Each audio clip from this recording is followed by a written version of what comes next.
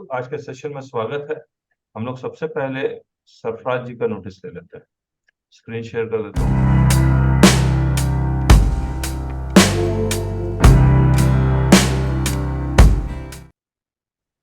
अच्छा, यहाँ यहाँ से पढ़े ना। आपके द्वारा दाखिल किए गए रिटर्न एवं संलग्न प्रपत्रों में संगत अवधि का आरंभिक एवं अंतिम रहतिया स्पष्ट नहीं हो पा रहा है।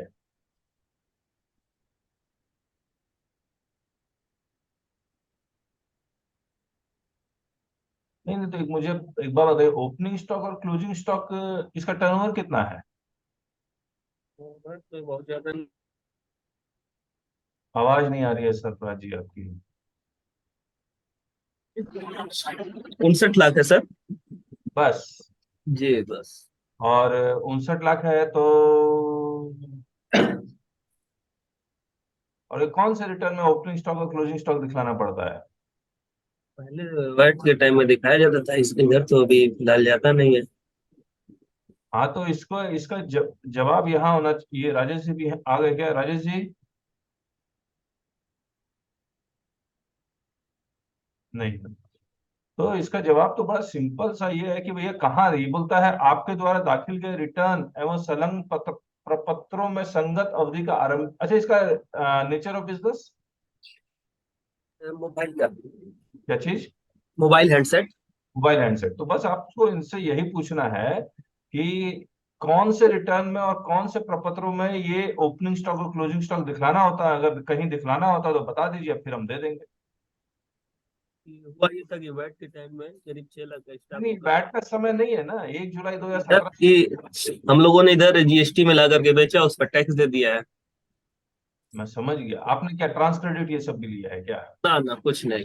हाँ तो आई फिर आईटीसी बचा था जो लैप्स हो गया है। हाँ तो फिर मतलब आपके साथ मजाक कर रहा है ये।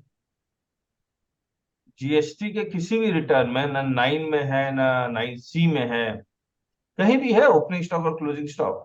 प्रॉफिट नहीं सर। बैलेंस शीट में तो है जो 9C के साथ जाएगा, लेकिन इसका टर्नओवर ही 59 लाख है, तो 9 भी ऑप्शनल है और 9C भी ऑप्शनल है। ये जो गवर्नमेंट अपने आप निकाल के दे रही है, उसके अलावा ये अपने आप से खुद ब खुद कुछ ना कुछ लिख रहे हैं। हाँ सर। तो ये वैलिड नहीं है, ये मांग ही नहीं सकते। आप उनसे सिंपल यही क्वेश्चन कीजिए, भैया कहाँ लिखा हुआ है कि आपको देना है। एक बार सर किसी का कोई और ओपिनियन है तो बताइए।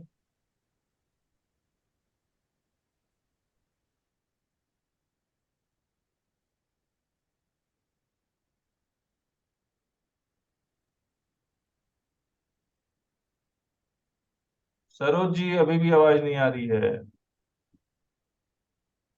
सर ऑडिट का केस है, उसमें ओपनिंग स्टॉक क्लोजिंग स्टॉक मांग रहा है, उसमें क्या करें? उसमें देने चाहिए कैसे? और with quantity wise, rate wise, इस तरीके की, HSN वाइज। नहीं नहीं, ओपनिंग ऑडिट में तो ठीक है, मांग सकता है, कोई दिक्कत नहीं। जी। Okay sir. हाँ, लेकिन ये SMT 10 में वो कह रहा है कि हमें प्रतिशतवार मूल्यात्मक प्रारंभिक एवं अंतिम रहतिया रहतिया मतलब क्या हुआ, स्टॉक। वही स्टॉक। स्टॉक दाखिल करे, तो ये नहीं मांग सकता। वही ये चीजें मूल्यात्मक प्रतिशतवार मतलब रेट वाइज क्या है, रेट ऑफ टैक्स, वैल्यू क्या है। और हम्म। ऑडिट में तो HSN वाइज भी, क्वांटिटी वाइज, ये इस तरीके से सारा मांग रहा है। हाँ ठीक है, ऑडिट में तो चलिए, उसके पास तो दायरा बहुत है ना, लेकिन यहाँ पर नहीं है। टाइम में सर इन सब चीजों को, जैसे हमारा आज आईजीएसटी आज एक बात 12। बताइए, SMT 10 इशू कर, SMT 10 के द्वारा क्या ऑडिट शुरू कर सकता है क्या वो? SMT 10 बहुत लिमिटेड है, रिटर्न में जो लिखा हुआ है उसके अकॉर्डिंग आपको असेसमेंट करना है, एज पर द रिटर्न। उसके बाहर नहीं है, आप रिटर्न के बाहर जा ही नहीं सकते। और इसके यहाँ पर आपके द्वारा संगत वर्ष के संगत अवधि माह तक के लिए दाखिल किए गए मासिक 3B आईटीसी का दावा क्या है, जबकि ऑटो पॉपुलेटेड 2A इतना, CGST इतना है, तो कितने रुपए का फर्क है ये? 1241 रुपये कम लिया गया है और 3049 रुपये एक्स्ट्रा क्लेम है। 3049, 3049। अच्छा अच्छा, ये वाला सर जो है ना, जैसे किसी ने लैप्स करवाया है, तो वो ये उसको भी दोबारा क्वेश्चन कर रहे हैं सब कि क्यों लैप्स हुआ है, आपने स्टॉक छुपाया है, मतलब किसी भी तरह। ऑफिसर का काम है फंसाना, सर जैसे ये केस है, इसमें और लैब्स हम की। लोग का काम है ऑफिसर को फंसाना। तो ये ऑफिसर अगर अपने पावर का गलत इस्तेमाल करेगा तो आपको तो बताना होगा ना कि आप अपने पावर का गलत इस्तेमाल कर रहे हैं, इनडायरेक्टली बताना होगा उनको।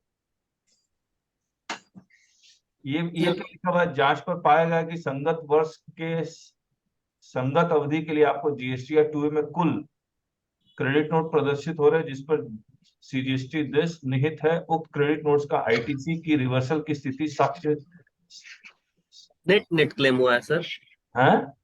नेट क्लेम हुआ नेट है। नेट क्लेम हुआ, नेट क्लेम हुआ, तो बस इसको ये लिखना भी है, नेट क्लेम हुआ, और क्या। से ही हम लोग नेट ही क्लेम करते थे, जब पोर्टल ने ये 2-3 महीनों के लिए डिस्टर्ब किया है तब अदर रिवर। हाँ हाँ, तो आप चलो, बता दीजिए नेट क्लेम हुआ है। नेट क्लेम होने के बावजूद आपका ये एक्स्ट्रा पैसे आ गया। तो वो ऐसा है कि एक पार्टी जो शुरू शुरू में तो टूए वगैरह में आता नहीं था, तो ये था कंपोजिशन वाला, उसने टैक्स इनवाइस दे दिया था, और इस चीज का मिलान जांच हो नहीं पाया था कि वो कंपोजिशन में है कि रेगुलर में है। अच्छा। और ऐसा तो एक पार्टी का सर हमारे यहाँ ऐसा है ना कि 10 लाख रुपए का इनवाइस उसने दिया है, टैक्स अमाउंट की बात है, और टोटल उसने टैक्स इनवाइस जारी किया है, और था कंपोजिशन में रहते कंपोजिशन। हुए, हाँ, कंपोजिशन में रहते हुए। तो अब उसके लिए क्या किया जाए, उसके ऊपर एफआईआर कर सकते हैं क्या हम लोगों के लिए, उसके लिए है। नहीं, आपका कंपोजिशन डीलर सप्लायर है क्या? हाँ, जो हमारा सप्लायर था वो कंपोजिशन में था, और उसने हमको सारा टैक्स तो इनवाइस काट के देता गया। आप आईटीसी उस पे ले लिए, हम आईटीसी ले लिए तो आप सत्रह क्यों, अठारह में। नहीं नहीं, तो आप उसके ऊपर एफआईआर क्यों करेंगे? हमारा आईटीसी सर, मतलब उसको देना चाहिए था बिल ऑफ सप्लाई, उसने दिया टैक्स इनवाइस। आप अपनी गलती नहीं मान रहे, उसकी गलती मान रहे हैं। सबसे पहली सर, गलती तो आपकी है कि आपने आईटीसी लिया कैसे। तो उसमें जब टैक्स इनवाइस दे रहा है तो बकायदे टैक्स का अलग अलग उसमें अच्छा अच्छा, लगा करके दे। मतलब कहने का मतलब आपको नहीं पता था वो कंपोजिशन में है, हाँ, वो बाद में हम पता लगा। जी आप ये सोच के खरीदते रहे कि वो रेगुलर है। रेगुलर है। हाँ, ओके, टैक्स और आपने उसको पैसे भी दे दिए। पैसे भी दे दी। ओहो,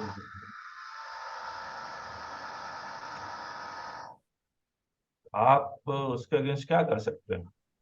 उसके अगेंस्ट लेकिन आपको फायदा तो कुछ नहीं होने वाला है।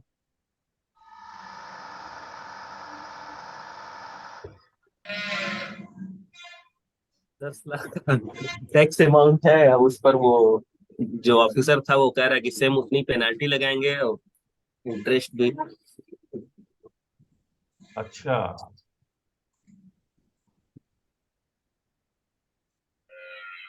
किसी का कोई ओपिनियन है इसमें?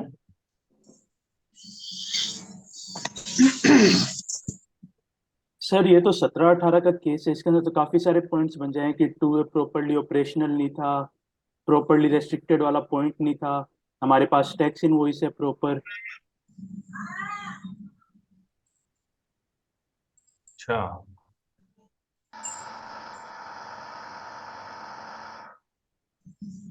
अच्छा, एक बात बताइए,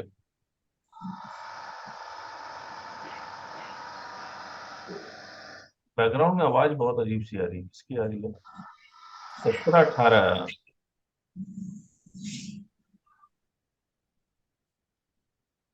प्रतीक। अच्छा, ये सरफराज जी, ये जो 10 लाख का केस है, इसी इसी पार्टी का या किसी और पार्टी का है? दूसरी पार्टी का था वो सर। या दूसरी पार्टी का था? जी। ओके ओके, ठीक है। प्रतीक, यस सर।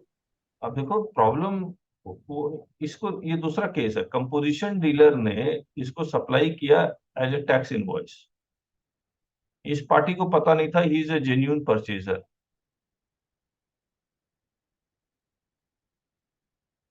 और ये 100 + 18 दे दिया, 118।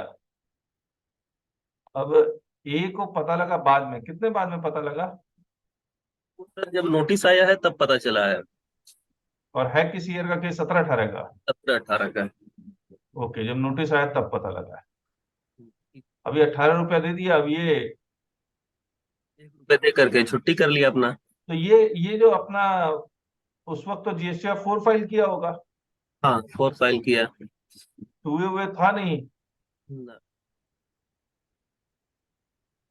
हुआ है सितंबर में, इसका टर्नओवर कितना था? टर्नओवर करीब 80 लाख है सर। हाँ जी, 80 लाख था 17-18 में। 80 लाख था। अब 80 लाख था तो 9 फाइल करना नहीं था, 9C फाइल करना नहीं था। तो आपके पास कोई भी रास्ता नहीं था, और 2A में आया वो 2018 में। तो आप कभी भी इसको चेक करने गए नहीं, आपने टैक्स इनवॉइस के बेसिस पे आपने क्रेडिट ले लिया, ठीक बात है। जी। जो भी गलती रही कंपोजिशन की रही, हाँ क्योंकि आपके पास कोई टूल नहीं था ये पता लगाने के लिए कि whether it is a valid credit और not, you as a genuine purchaser you took the credit, correct. जी सर। अब इसके पास तो 118 रुपये आया, हाँ इसने टैक्स इनवॉइस के बेसिस पे टैक्स GSTF 4, इसका इसका आपने GSTN में रिसर्च किया या नहीं किया? ये इसका GSTN में डाल के किया कि नहीं, ये रिटर्न फाइल किया नहीं किया कुछ? हाँ हाँ, वो किया है, कंपोजिशन वाला रिटर्न फाइल किया है। कंपोजिशन वाला रिटर्न फाइल किया तो GSTF 4 फाइल किया, तो इसने जो टर्नओवर क्या 118 दिखलाया या 100 दिखलाया, ये तो आपको नहीं पता लगेगा। ये तो नहीं पता चल पाएगा सर। ओके, ये तो पता नहीं लग पाएगा, वो तो ऑफिसर ही इंक्वायरी करेगा तभी पता लग पाएगा, ठीक बात है। अब अगर इसके बेसिस पे अगर हम लोग देखें कि ए ने as a genuine purchaser has availed the credit, the turnover is only 80 lakh, not required to file 9 and 9C, तो पेनल्टी तो का कोई मतलब नहीं बनता। अब जहां तक रिवर्सल ऑफ क्रेडिट की बात है, तो सेक्शन 16 सबसेक्शन 2 क्लॉज C जो सप्लायर को कंप्लाई करना था वो कंप्लाई हुआ नहीं। दूसरा क्लॉज ए, आपके पास टैक्स इनवॉइस होना चाहिए था, टैक्स इनवॉइस है, being a genuine purchaser. B, you have received the goods. C का ही प्रॉब्लम आ रहा है, डी में आपने क्रेडिट क्लेम किया ही है। 50% चांस है कि आपको क्रेडिट मिलेगा, वो भी कोर्ट द्वारा, 50% चांस है कि नहीं मिलेगा।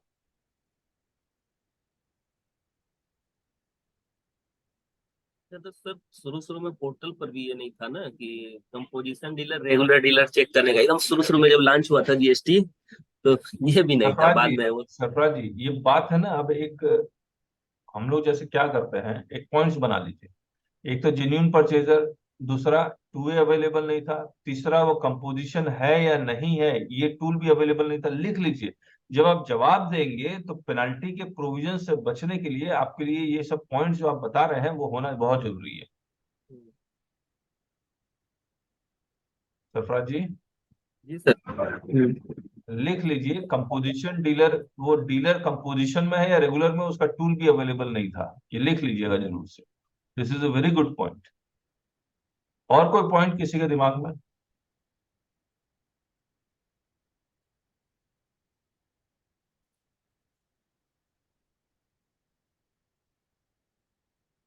चलिए। अच्छा सर, जो फ्रेट पर टैक्स है, टैक्सेबल गुड्स जो भी अ, माल हम लोग परचेज कर रहे हैं, हम्म। तो उस पर क्या बिल्टी होना अनिवार्य है, या जैसे हम लोग कैश में दे देते हैं, बिल्टी वगैरह कुछ नहीं है लेकिन भाड़ा है 3,000 4,000 5,000 6,000 का, हाँ, बिल्टी नहीं है, तो उस कंडीशन में भी देना पड़ेगा रिवर्स क्या चार्ज? चीज? Reverse charge? नहीं, आपके पास बिल्टी नहीं है। नहीं है, वो किसी ऐसे गाड़ी वाले से बात हो गया, वो अपना माल वहां से आप उठाया। किस ईयर का है, 17-18 का या उसके बाद का? 17-18। हाँ, तो वही 12 अक्टूबर तक का अगर मामला है तो देना पड़ेगा, और क्या। 1 जुलाई से बात 15 अक्टूबर। जैसे हमने अपने बुक में एंट्री किया है कि नहीं, 30,000 रुपये भाड़ा हमने दिया है, हाँ। तो उसके बाद में भी क्या देना पड़ेगा, या यस, 18-19 यस, देना होगा?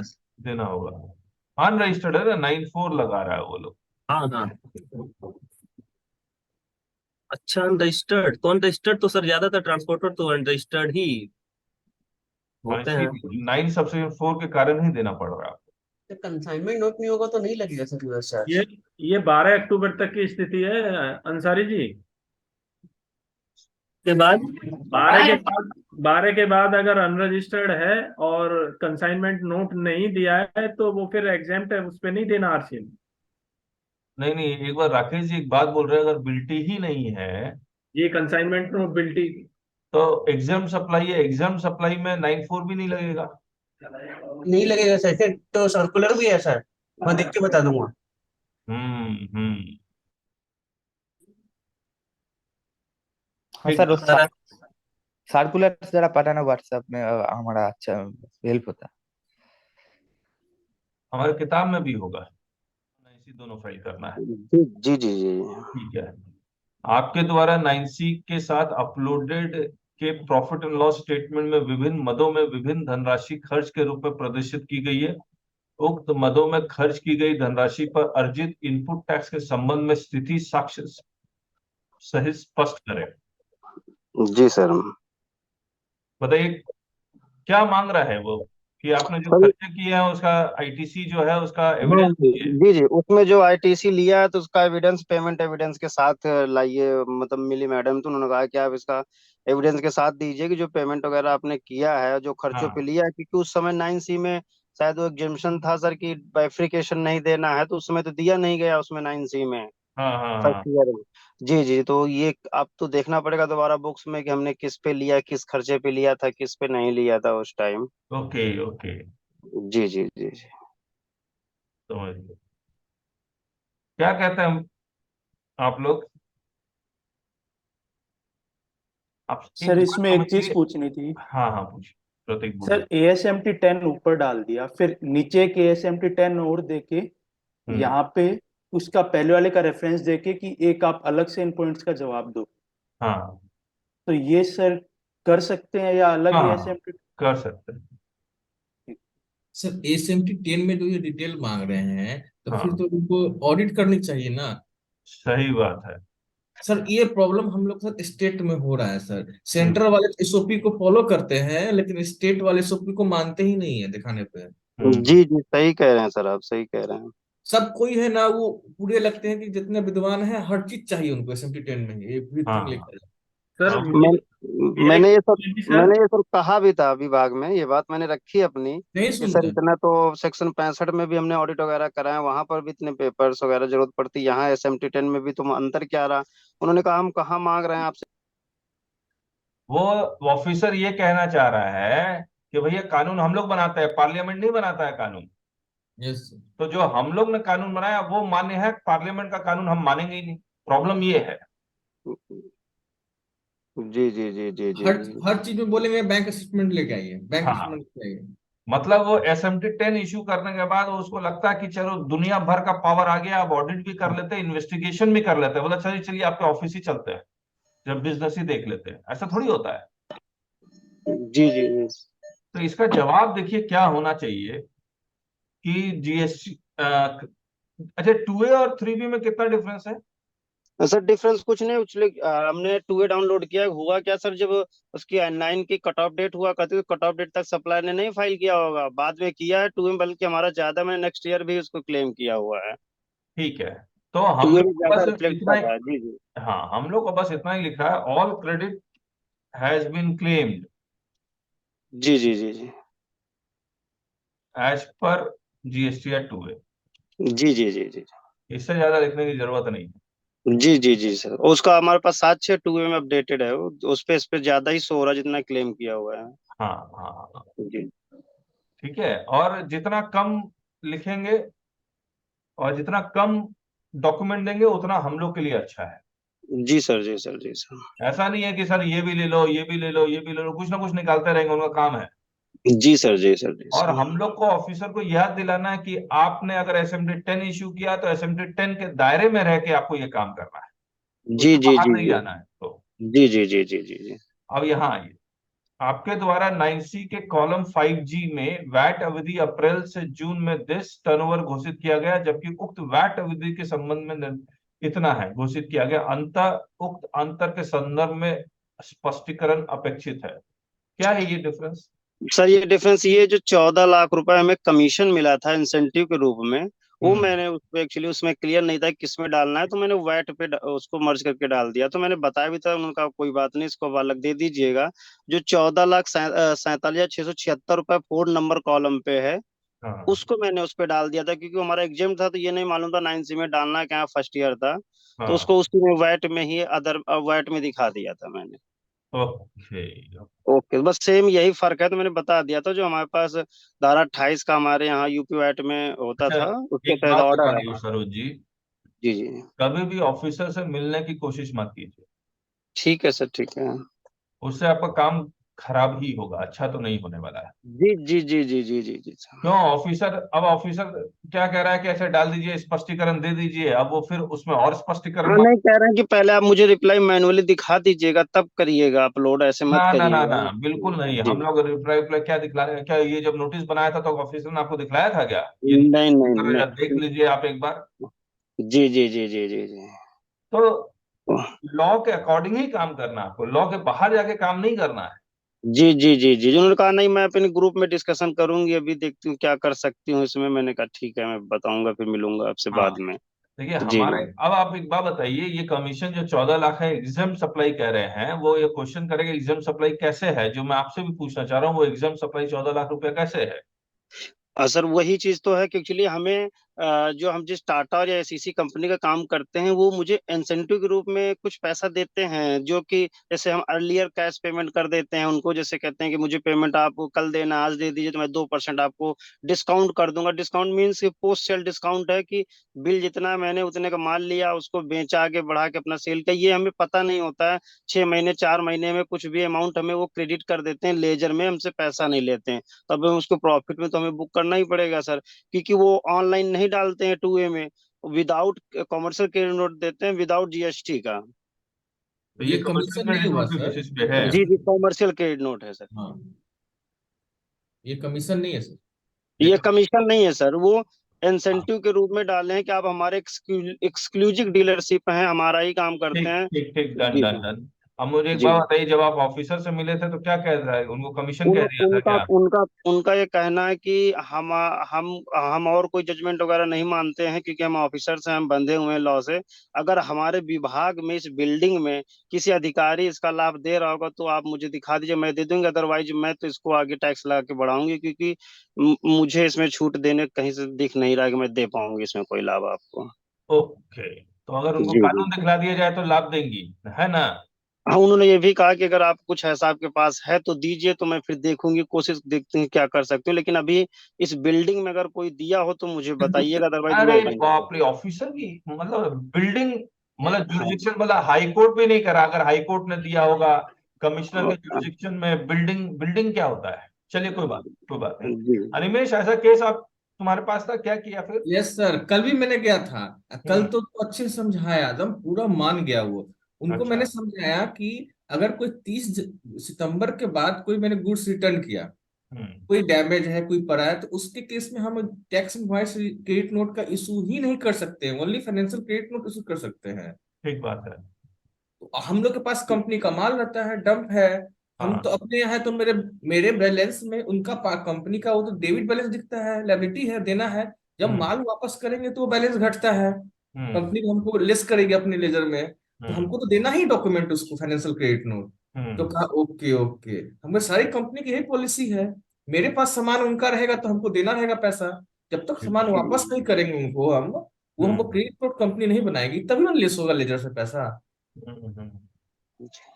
तो वो सारा मेरा पॉइंट हटा दिए। उनको मेमो भी दे रहे थे, लेकिन हम कल लिए नहीं कि इंटरेस्ट पे डिस्प्यूट है अभी भी। वो मान नहीं रहे इंटरेस्ट पे 88 का बी को वो लोग। अच्छा। अच्छा। अब बाकी सारा इंसेंटिव डिस्काउंट वो मान गए। वो कहीं अपने डिस्कस भी किया वो लोग सीनियर से, तो वो बोला हाँ। कि हाँ वो सही बोल रहा है, हम लोग को दिखाए वो जो विड्रॉ वाला ना, तब हाँ। वो लेके रख लिया अपने ड्रॉअर में उसको। ओके। और इंटरेस्ट पर जो हम बताए थे, अवेल्ड एंड यूटिलाइज के बाद ही लाइन आगे चलेगी, वो बताए थे क्या? सब समझाया उनको, बैंक का उदाहरण दिए, हम्म। कन्विंस भी हो गया। फिर पता नहीं किसी से बात किया, वो नया इंस्पेक्टर है अभी, यंग है हाँ। ना। तो हाँ। फिर उसको बोला कि नहीं, अब हम लोग नहीं देंगे, तुम्हारा जो मीटिंग होगा ना उसमें कमिश्नर क्यूरी कर देंगे, फिर तुम क्या जवाब दोगे। तो वो अभी फिर शांत हो गया, बोला नहीं, आप रिप्लाई करो, हम जब ड्राफ्ट देंगे इसका तो एक्सप्लेनेशन के साथ। ठीक है, उसी लाइन में रिप्लाई देना सर होता हम्म। वो बोला सर कि आपके अकॉर्डिंग टैक्स जमा करके रिप्लाई दीजिएगा सबमिशन के साथ, फिर है। हम टैक्स आपको जमा करके का है? वो इंटरेस्ट जो आपके अनुसार बनता है, वो बोला कि आपके अकॉर्डिंग है, कम से कम वो कर दीजिएगा, और फिर हाँ। आपको हमको एक्सप्लेन कीजिएगा। अच्छा। अच्छा। हाँ, कि मान लिया आप इस पे एग्री नहीं हो रहे, वो ड्राफ्ट मेमो देना चाह रहे थे। हम्म। हम्म। क्योंकि उनका कहना है कि इसको फिर हम लोग कमिश्नर की मीटिंग में वीकली में डिस्कस होता है ये पैरा सब। हाँ वो तो खैर एमसीएम में जाता ही जाता है। हाँ एमसीएम में तो बोला वहां हमसे जवाब होगा, तो फिर हमारे पास ग्राउंड कम है। वो इंस्पेक्टर भी नया ही आया है, नवंबर में ज्वाइनिंग हुआ है उसका, ओके, फ्रेश है तो। तीसरा पॉइंट पढ़ते हैं। आप द्वारा संगत कर अवधि से संबंधित दाखिल बैलेंस शीट में क्रेडिटर्स एवं डेटर्स घोषित किया गया है, तो उसके संदर्भ में सूची, साक्ष्य एवं वंचित, ये बेसिकली ऑडिट कर रहा है। जी जी जी जी जी वही मैंने SMT10। डेटर मैंने कहा क्यों मांग रहे हो, कहना है कि 180 दिन का हमें देखना है कि आपने पेमेंट किया कि नहीं किया है। तो कहने बहुत ज्यादा, हमने कहा 7 करोड़ में 13 लाख रुपए का ट्रेडिंग का काम है, 13-14 लाख रुपए भी लेना देना नहीं होगा तो कैसे काम चलेगा मैम। SMT10 से वो तो ऑडिट में पता लगता है, यस सर, जी यस जी जी सर। वो SMT10 इशू करके नहीं होगा।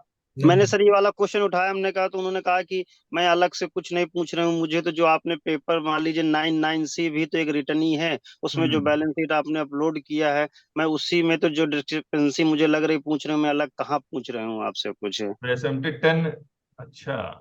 जी जी ये वाला पॉइंट तो सर हम लोग क्या भी लगातार पूछ रहे हैं सर, इसका क्या वैलिड जवाब दिया जाए थोड़ा सा। नहीं नहीं, SMT10 आपको लिमिट करता है, आप ऑडिट नहीं कर रहे। आप SMT10 के बहाने इस पार्टी का ऑडिट करने लगे, that is not allowed. Audit में मांगिए जी जी देंगे, लेकिन आप जबरदस्ती किसी पार्टी को परेशान करेंगे, हैरान करेंगे, दिस इज नॉट डन। जी जी जी जी जीएसटी में सर ऐसा नहीं करते हैं, ये स्टेट वाले ज्यादा कर रहे हैं। सर अगर इस स्क्रूटनी वाला सेक्शन देखा जाए तो वहां पे क्लियर लिखा है कि एक्सप्लेनेशन क्लैरिफिकेशन चाहिए। हाँ तो ये एक्सप्लेनेशन और क्लैरिफिकेशन सर मांगे ये ना, लेकिन वो तो ये सन्ड्री चीज तो क्रेडिटर्स और डेटर्स का डिटेल मांग रहे हैं, ये कैसे पॉसिबल है? जी सर ये चीज तो मैंने 65 में भी ऑडिट करा है, वहां पर भी इंस्पेक्टर ने पेपर नहीं मांगे, कहा ठीक होगा आपका, हमने कहा जी सर ठीक है, तो उसने कहा छोड़िए हटाइए, उसने भी नहीं मांगा, ये तो SMT10 में मांग रहे हैं। तो इसको हम लोग इस तरह से काउंटर करते हैं ना, अभी भी पार्टी का किया मैंने कि मेरे हाँ, पूरे साल का मेरा उनसे परचेज है 2 करोड़ का। क्या मेरे चीज? 2 करोड़ का परचेज किया पूरे साल में मैंने, और हाँ। मेरा 31 मार्च को बैलेंस है 5 लाख का। तो मैंने हम्म बोला उनको कि अगर हम 2 करोड़ का खरीदे या पेमेंट मेरा ड्यूज है 5 लाख, मैक्सिमम मेरा कितना होगा, 30 दिन का ड्यूज होगा। वो एग्री कर गया, हाँ, क्योंकि मैंने पेमेंट 2 करोड़ में 5 ही लाख में बाकी है मेरा। तो परचेज कितना है होगा इसका? ये सर हमारे केस में हाँ, 5 करोड़ 93 लाख रुपए है सर इसका। अब 5 करोड़ 93 लाख में बकाया कितना है? बकाया सर ये बस हमारा ये क्या कहते हैं, हमारा डेटर्स 13 लाख रुपए के हैं सर बकाया, 13 लाख की है सर। सर कंपनी से काम करते हैं, क्योंकि वो बस एक ही दो इनवाइस का 30 डेज का टाइम देते हैं, टाटा या हमारे एसीसी कंपनी, इससे ज्यादा टाइम ही नहीं देते हैं वो लोग, यहाँ तक कि एडवांस लेके काम करते हैं। बड़ी कंपनी में तो क्रेडिट का है ही नहीं कॉन्सेप्ट सर। जी जी जी ये है ना, ऑफिसर को मजा आता है बस, जी जी जी टाइम जी पास नहीं हो रहा है, बोला ठीक है, इनका भी टाइम पास है, मोदी जी जैसे काम दे देते हैं, आपको भी ऑफिसर काम दे देता है।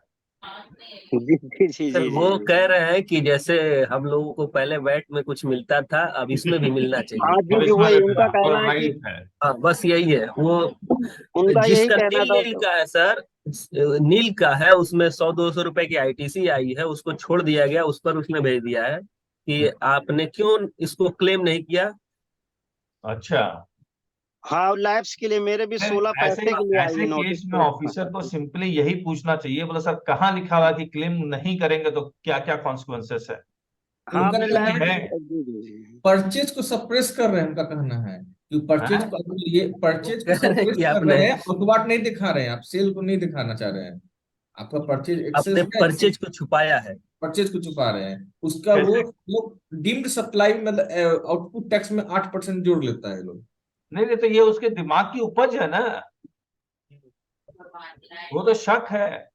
सर शॉर्ट क्लेम में जनरली वो क्या कह रहे हैं कि आपने परचेज किया बट आपने सेल जो किया वो सेल नंबर 2 में विदाउट इनवॉइस कर दिया, तो नहीं वो नहीं, उस परचेज एक से। मिनट, मान लीजिए मेरा जीएसटी 2A में 10 लाख आ रहा है और मैंने आईटीसी क्लेम किया सिर्फ 9 लाख, जी तो मैं परचेज कैसे छिपा रहा हूँ जब जीएसटी 2A में 10 लाख आ रहा है और मेरा 9 लाख है?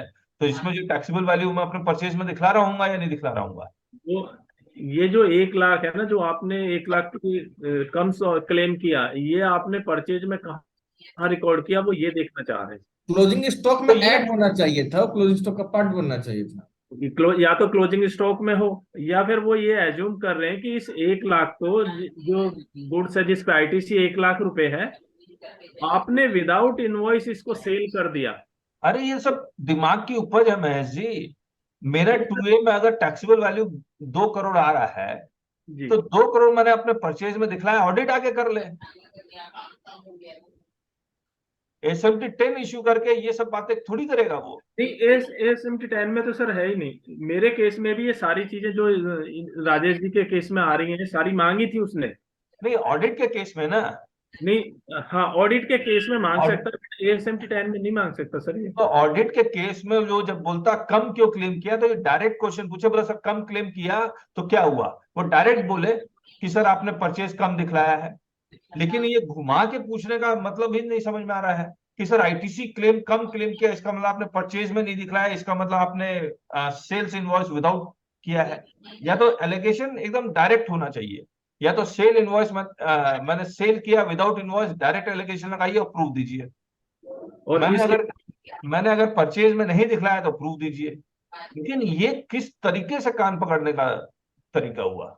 सर इस केस में ये भी कर रहे हैं, जो आपने 1 लाख कम क्लेम किया है, तो जब आप रिटर्न 9 फाइल करते हैं तो वहाँ डिफरेंस आता है कि 1 लाख कम क्लेम किया है, और वो इस तरीके से रिटर्न डिजाइन की गई है कि वो कॉलम आता है लैप्स में कि 1 लाख लैप्स होगा आईटीसी, और उसको कहते हैं कि ये आपने रिवर्स कहाँ किया है वो दिखाइए। अगर मैंने कम क्लेम किया है तो रिवर्सल का मतलब क्या बनता है सर? हाँ चलिए रिवर्सल का मतलब तब बनता है कि मैंने ज्यादा क्लेम किया हो। ठीक है, मैं आपको फिर से बता रहा हूँ कि ऑफिसर सब चाह रहा है कि जितना हैरान परेशान व्यापारी को कर सके। आपके जी द्वारा जी 9C के साथ अपलोडेड के प्रॉफिट एंड लॉस में ट्रेड इंसेंटिव घोषित किया गया, उक्त मद में कर देयता के संबंध में स्थिति करें। ये वही डिस्काउंट इंसेंटिव है जिसके ऊपर कमर्शियल क्रेडिट नोट इशू किया गया होगा। जी कंपनी के द्वारा हमें वही कमर्शियल क्रेडिट नोट दिया गया, वो उसने अपनी लायबिलिटी रिड्यूस नहीं की, तो मैंने आईटीसी रिवर्स नहीं किया सर। बस, तो इस पर जीएसटी जी लगना ही नहीं है, वो लाभ क्या नहीं दे पाएगी, देना पड़ेगा। जी सर जी इसका इसका कुछ नाम हो सकता है फाइनेंशियल क्रेडिट का बुक्स में डालने के लिए? क्या चीज? जैसे इंसेंटिव लिख देते हैं तो इन लोगों को दिमाग में आता है कि आईटीसी रिवर्स होना चाहिए, तो इसका नामनक्लेचर कोई नाम बदल सकता है? हाँ बताइए, चार्टर्ड अकाउंटेंट्स बहुत हैं हमारे पास, क्या नाम हो सकता है? महेश जी, कमल पोद्दार जी, राकेश जी, बताइए।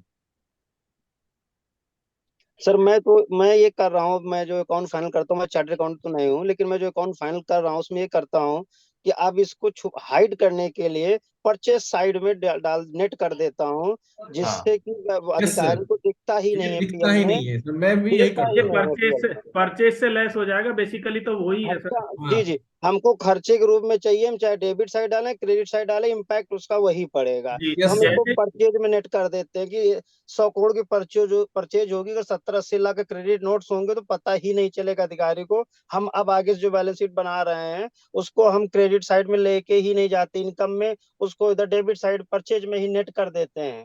जी बिल्कुल सही कर रहे हैं सर, यस आप सर, सही यस कर सर। रहे हैं। और अगर आपने ये ट्रेड इंसेंटिव पीएनएल में डाल दिया ना सर, क्रेडिट साइड में, उसकी आंखें खुल जाती हैं, एकदम इसको बड़ी हो लगता है कि जाती है। बस यहीं से मेन शुरुआत उसकी यहीं से हो जाती है, शुरू अच्छा से मुझे ही। एक बात बताइए, ये अकाउंटिंग स्टैंडर्ड ऐसा अलाउ करता है? सर, स्टैंडर्ड अलाउ तो नहीं करता है, लेकिन ये एक्चुअली अलाउ तब करता है जब अपनी कॉस्ट को रिड्यूस कर लें, कॉस्ट को रिड्यूस कर लें। परचेज कॉस्ट अगर रिड्यूस कर रहे हैं तो हम कर सकते हैं ऐसा, क्योंकि हम अपने सर उस इनवॉइस को बिल को कम कर रहे हैं ना वैल्यू सर, अगर किसी कोई क्रेडिट नोट हमें मिला है अलग से। बेसिकली तो लेकिन ये अब सर परचेज का ही रिडक्शन है, वो जो हाँ जी इंसेंटिव जी दे जी रहे जी, पोस्ट सेल डिस्काउंट है सर, ये तो उसको कोई हम अलग से तो हमें मिला नहीं है तो बिल के अंदर ही ना सर, 100 रुपए का जो ट्रांजेक्शन रुकिए हुआ है रुकिए रुकिए रुकिए, उसी मुझे जी। एक मिनट ऐसे नहीं है। मुझे बताइए, कमर्शियल क्रेडिट नोट का कोई अकाउंटिंग स्टैंडर्ड है या नहीं? सर, ऐसे तो स्टैंडर्ड जो है वो तो क्रेडिट साइड के लिए है, सेल साइड में ही डालना है हमारे एक मिनट पास। सर जी, एक मिनट रुकिए। मैं जी जो चार्टर्ड अकाउंटेंट है मैं उनसे पूछना चाह रहा हूँ, इसका अकाउंटिंग स्टैंडर्ड है तो अकाउंटिंग स्टैंडर्ड का नंबर क्या है? प्रतीक, यस सर। बताओ तो अकाउंटिंग स्टैंडर्ड नंबर तुमको सर याद ये है ना, शायद अपन कॉस्ट ऑफ इन्वेंट्री में मिल जाएगा आपको, AS2 के अंदर। किसमें? इन्वेंट्री कॉस्टिंग के अंदर AS2 के अंदर मिल जाना चाहिए शायद आपको। उसके नंबर अंदर क्या शायद ऐसा है कि आपका अगर कोई डिस्काउंट, नंबर क्या है नंबर? AS2 देखिए सर आप, शायद उसके अंदर ये मिल जाना चाहिए ट्रीटमेंट। ओके। बाकी बाकी लोग बताए। संतोष जी बहुत डिस्टर्बेंस आ रही है आपके बैकग्राउंड में, बंद, मैंने म्यूट किया हुआ आपको। संतोष बख्शेटी जी। हाँ, बाकी महेश जी। संतोष जी बहुत आवाज आ रही है आपके बैकग्राउंड में। हाँ राकेश जी, अकाउंटिंग स्टैंडर्ड बताइए नंबर। सर AS2 ही देखिए, उसी में मिलना चाहिए। नहीं, देखना आपको है। सर उसके अंदर ट्रीटमेंट इस तरह से है हाँ हाँ हाँ कि अगर आपका कोई डिस्काउंट इनिशियली इनवॉइस पे ही लग के आ रहा है, हाँ। मतलब जो इनवॉइस पे डिस्काउंट है, तो उसे तो परचेज से लेस करके दिखा सकते हैं। ठीक लेकिन है। आपको पोस्ट सेल्स जो डिस्काउंट होते हैं हाँ वो हाँ। शायद अलग से दिखाना पड़ता है। जितना मेरे को याद है ट्रीटमेंट कुछ इस तरह से है। तो एक बार नेक्स्ट मीटिंग में एक बार देख के बताना ना। जी जी सर, बिल्कुल मैं देख। क्यों? क्योंकि ये क्लैरिटी होनी बहुत जरूरी है, क्योंकि आप दिखला रहे परचेज लेस क्रेडिट नोट और अकाउंटिंग स्टैंडर्ड अलाउ नहीं करता है, तो अगेन इसका फिर अगर इसका क्या वो इसमें कोई अगर if you do not follow accounting standard तो क्या कॉन्सिक्वेंसेस है? सर छोटी फर्म्स के लिए तो सभी AS कंपलसरी भी नहीं लगते, शायद कुछ रिकमेंडेटरी भी है। प्रैक्टिसेस अलग अलग ही चलती है, ऑडिट के अंदर वो आपका रिपोर्ट करते हैं ऑडिटर्स। अच्छा, अब बख्शेटी जी कर रहे हैं रेवेन्यू रिकॉग्निशन 9। वो तो सर सेल्स के केस में लगेगा, परचेज के केस में नहीं लगेगा। नहीं, इंसेंटिव रेवेन्यू रिकॉग्निशन में नहीं आएगा। सर ये तो परचेज के लिए मिल रहे हैं ना इंसेंटिव्स, परचेजेस के केस में। हाँ हाँ हाँ। अच्छा अच्छा, इसीलिए। Okay okay. तो प्लीज बाकी लोग भी एक बार देख लीजिएगा कि अकाउंटिंग स्टैंडर्ड, अच्छा अकाउंटिंग स्टैंडर्ड का कॉन्सिक्वेंसेस नहीं बताया आपने। मान लीजिए बड़ी फर्म है, अकाउंटिंग स्टैंडर्ड क्या छोटी फर्म पे एप्लीकेबल नहीं है जिसका 6-7 करोड़ रुपया का टर्नओवर है? सर कुछ उन्होंने क्लासेस बना रखी है, क्लास 1 2 3 4 ऐसे करके, कि हाँ किसके हाँ। ऊपर कितनी एप्लीकेबिलिटी है AS की। Okay okay. तो सर ये तो शायद सभी पे ही लगेगा AS2 तो, प्रतीक परचेज को। हाँ चेक करके बताना ना नेक्स्ट मीटिंग। हाँ सर मैं देख के ओके। ऐसे ही केविन केयर जो कंपनी है शैम्पू वाली, हाँ जैसे वो क्या करता है, जब डैमेज होता है ना जो भी माल, तो वो क्रेडिट नोट नहीं देता है, जैसे कि GST के साथ वो माल हाँ उठा के लेके चला जाता है वैसे ही, और उसके बाद जितना अमाउंट होता है नेट नेट लेजर में से माइनस कर देता है।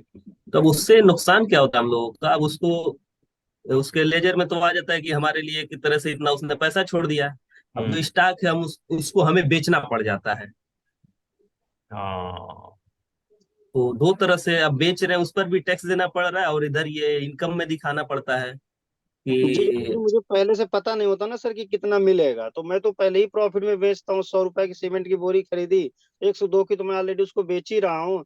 उसके बाद हाँ इंसेंटिव आ जाते हैं, उस पे दूंगा तो मतलब फिर तो हमारा प्रॉफिट से ज्यादा हो जाएगा, टैक्स ज्यादा हो सीमेंट जाएगा में सर। तो सर है दिक्कत बहुत ज्यादा, सीमेंट में हम लोग के यहाँ भी भाई।